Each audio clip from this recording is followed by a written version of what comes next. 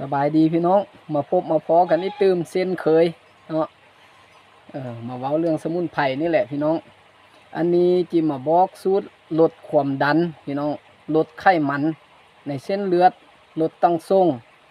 แล้วก็นอนหลับฝันดีพี่น้องสูตรเดียวนี่เด้อเป็นเอาได้ก็อดเบิ่งไปนำกันพี่น้องสั้นหรือหยาวเว้าย้ำหรือว่าเว้าลายเนาะได้ก็อดเบิ่งเนาะขันถ้าว่ายังฮู้ขันถ้าว่ายักฮูสูตรยังนำไปใช้ขันถ้าบ่ยังฮูแล้วก็เลื่อนผ่านพี่น้องเพราะว่ามีหลายๆคนเนาะที่ว่าเบิ่งแล้วเขาพเจ้าเว้าเราบ่ทึกใจตัวเองเราเมียนมาเว้าให้เขาพเจ้านะอันนี้บ่ให้มีเนาะขันถ้าว่าเจ้า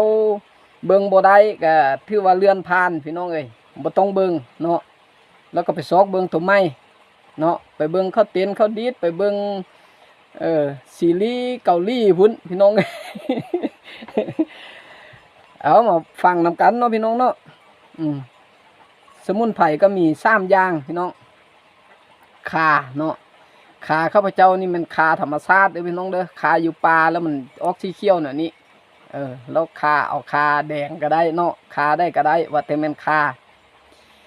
ให้นำเอาข่ามาพี่น้องข่ามาแล้วมาเฮ็ดแว้นบาง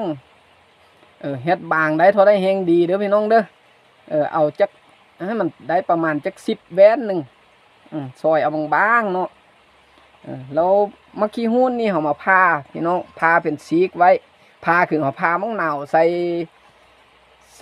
ข้าวซอยใส่เฟอร์นี่เด้พี่น้องเนาะเขาพาเป็นเปียงไว้เอาซ่องเปียงเนื้อพี่น้องแล้วก็มีใบขี้หุ้นเด้มี3อย่างนี่แหละพี่น้องแล้วเขาต้มน้ำร้อนไว้พี่น้องต้มน้ำร้อนฝุดๆไว้ต้มน้ำร้อนฝุดๆแล้วให้เอามาซอยคานี่เนาะซอยคานี่บางๆพี่น้อง10แว่นหรือว่า15แว่นก็ได้เอาไล่เอาพี่น้องเฮ็ดบางๆบางเท่าได้แห้งดีเนาะแล้วย่อมไปใส่จอกไว้เนาะใส่จอกไว้เราให้นำฝุดดีๆแล้วเอาน้ำมันมาทอกใส่พี่น้องน้ำมันมาทอกใส่หลังจากทอกน้ำเสร็จแล้วเอาปานมะขี้หูดไว้แล้วมาบีบมะขี้หูดนี่ใส่จัก2กีบเนาะ2กีบหรือว่าผู้บ่มักส้มก็ใส่กีบเดียวก็ได้พี่น้องบีบมะขี้หูดนี่ใส่แล้วต่อไปก็อันนี้ไผ่ยักษ์ใส่ก็ใส่หรือว่าบ่ยักษ์ใส่ก็ได้เด้อใบขี้หูดนะอันนี้เขาก็ซอยคือซอยใส่ลาบนี่แหละแล้วมาย่อมมาใส่น้อยเดียวก็ได้เนาะเอามาป่นใส่แล้วปะแช่อยู่หั่นพี่น้องให้มันได้5นาทีเนาะคันว่าแช่ด่วนไปมันก็เย็นโพด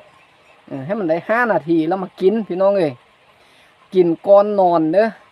อกินก่อนนอนจักประมาณ30นาทีพี่น้องช่วยลดความดันลดไขมันลดตั้งทรงแล้วก็เฮ็ดให้นอนหลับสบายพี่น้องสูตรนี้นะ